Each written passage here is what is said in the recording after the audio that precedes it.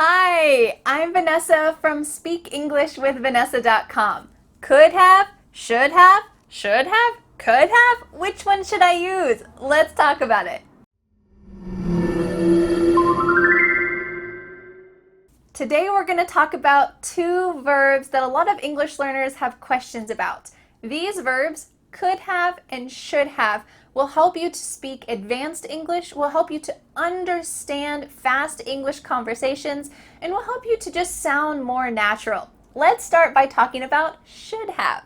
Let's imagine that your boss comes up to you and he says, "Hey, we have a special opportunity in London next week for business and I want you to go. Can you go to London next week on a business trip?"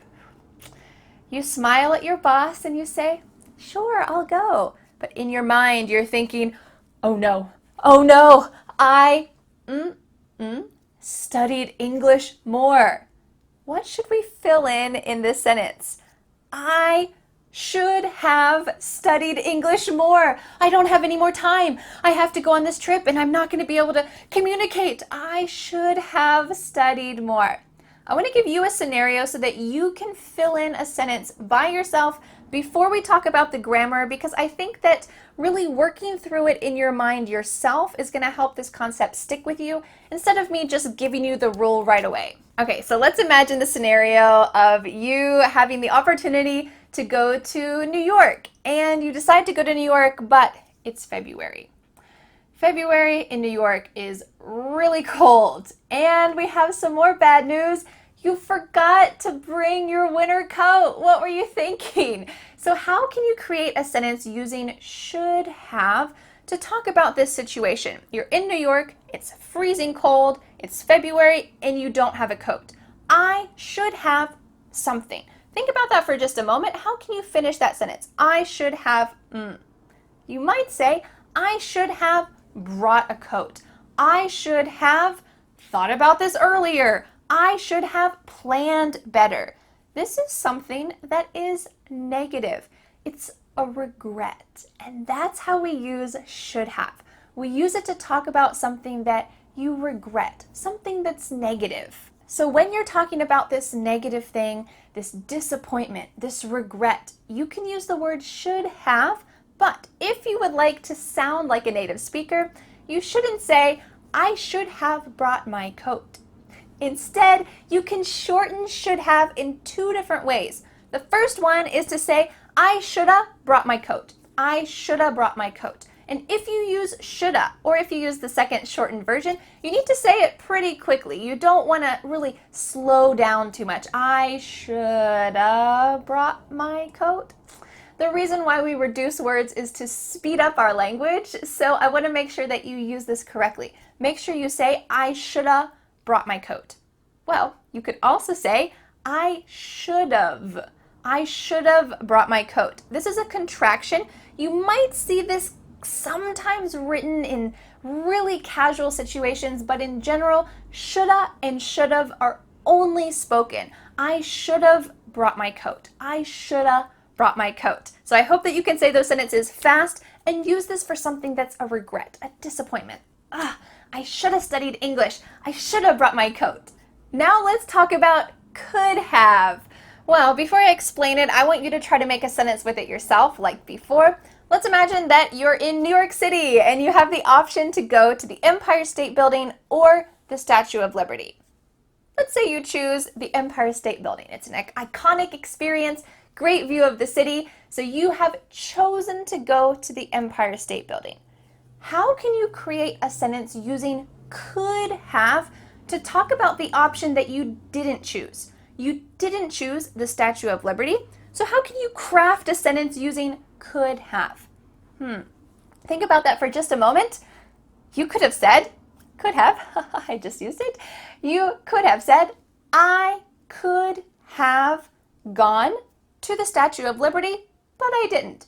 This situation is just a choice. It's not a regret, it's just a choice. It's the thing I didn't do. I could have gone to the Statue of Liberty, but instead I went to the Empire State Building. So you're not really expressing regret or disappointment, something negative. You're just showing that this is the thing I didn't do. I could have gone to the Statue of Liberty, but I decided not to. And like with should have, you can really reduce could have in the same way. I coulda gone to the Statue of Liberty.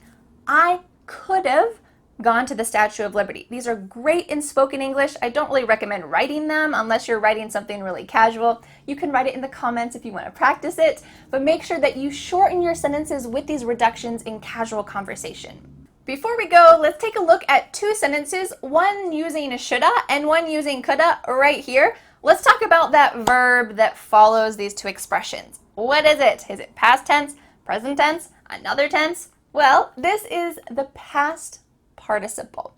I shoulda studied English earlier. Studied looks like the past tense, but really this is the past participle. So you need to make sure that you follow these two expressions with the past participle. I coulda slept, but instead I studied English. I coulda slept. I coulda gone to the store. Gone is that past participle. I could have taken out the trash, but I decided not to. Before we go, let's say these two sentences out loud. I challenge you to read them out loud with me to use your speaking muscles. The first one is, I should have studied English earlier. Can you say it fast with me? I should have studied English earlier. I should have studied English earlier. Your face probably looks a little disappointed because you're expressing regret. So make sure that you're not smiling, oh, I should have studied English earlier. Instead, you're a little serious. I should have studied English earlier. And in the second sentence, I could have slept, but instead I studied English. Can you say that with me? I could have slept, but instead I studied English. That's what you're doing now. You prioritized English. I could have slept. Can you say that fast? I could have slept, but instead I studied English. I could have slept, but instead I studied English. Thanks so much for learning should have and could have with me. Now I have a challenge for you. In the comments below this video, can you make your own original sentence using should have and could have? And then if you want to take it up to the next level and repeat it again, say it out loud. Use your speaking muscles because repetition is what's really going to help you remember how to use these expressions and help you to understand it when other people say it. So write a comment and I'll see you again next Friday for a new lesson here on my YouTube channel. Bye! The next step is to download my free ebook, 5 Steps to Becoming a Confident English Speaker. You'll learn what you need to do to speak confidently and fluently. Don't forget to subscribe to my YouTube channel for more free lessons. Thanks so much. Bye.